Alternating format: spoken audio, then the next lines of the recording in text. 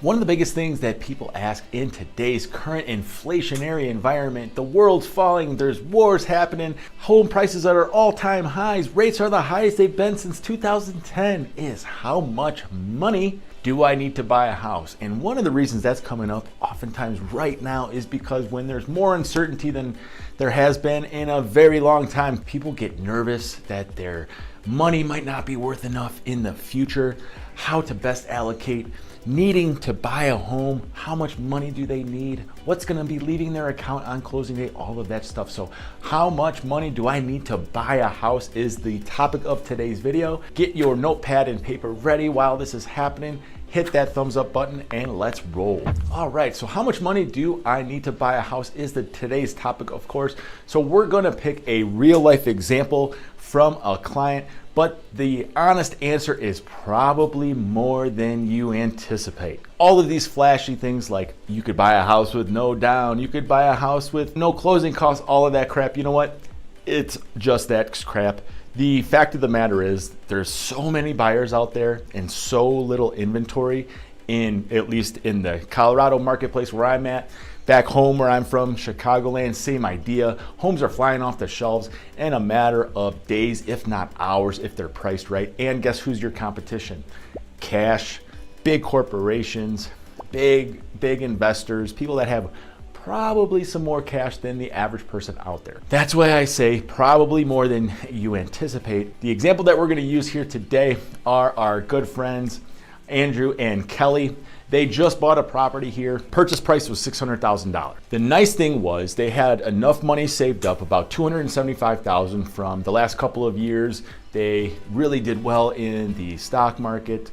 They sold a couple properties. They're getting ready to invest in a small business. They have no debt, but they're really good with their money. It's kind of like a paper, right? So they have 800 credit each.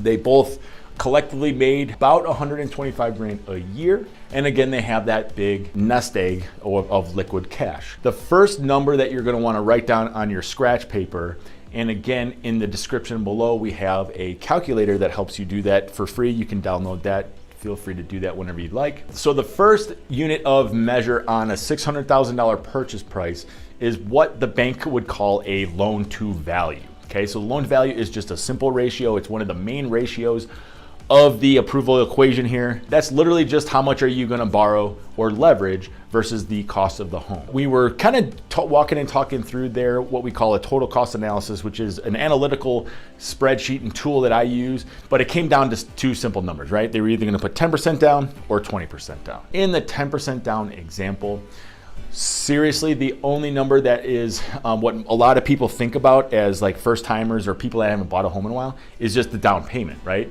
There's also the closing costs. Down payment on, little knowledge check for you. If you're buying a house for $600,000, 10% of that number is what amount? Go ahead and leave that in the comments. Cue the Jeopardy music, but that is 60 grand. On the other example, right, we were gonna do 20% down. So quite simply, you would just double that downstroke to 120,000. So if you recall, they had a little over $275,000 in liquid cash, so we were not depleting all of that cash, because here's a pro tip for you. Just because you're buying a house doesn't mean you wanna liquidate all your funds in the event that something goes awry. Financially, somebody loses a job, maybe the stock market crashes and you have a couple hundred grand sitting in cash and then you can deploy that. In the first example, 10% down, 60 grand was their outflow. The closing cost for each loan, about $8,000 total. So that's spread across the title report, the bank's underwriting fee, their transfer taxes, which are state taxes here in Colorado, their insurance, their escrows. And just another pro tip for you as well, the bank, which most people don't realize, the bank only has one fee and that's their underwriting fee, or if they're gonna charge points on top of that.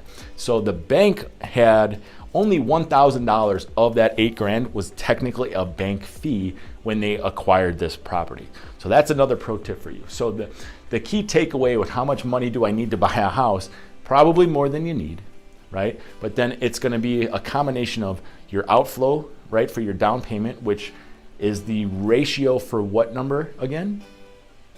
The loan to value number, that's correct, right? And then you always wanna earmark, at least here in Colorado, about, I would say 7 to 10 grand just to be safe for your overall acquisition costs that are a combination of factors like title work again.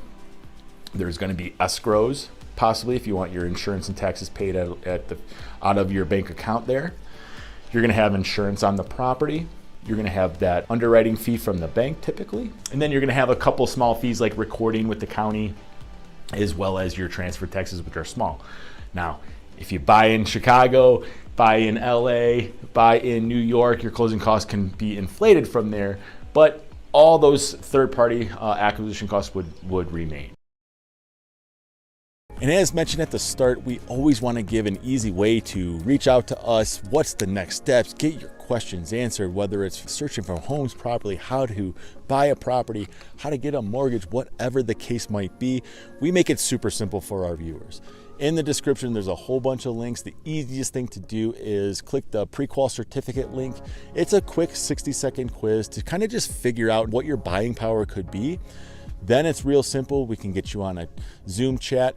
We go through question and answer types things. A lot of times it's a lot easier than someone might think. Yeah, absolutely. You know, every home buyer is unique. And so on that quick discovery call, we're going to learn about what your specific goals are, and we're going to help you develop a specific action plan for you. That's right. No two people are the same, but the nuts and bolts of the home buying, the mortgage process are generally pretty easy for people like us because we do this each and every day.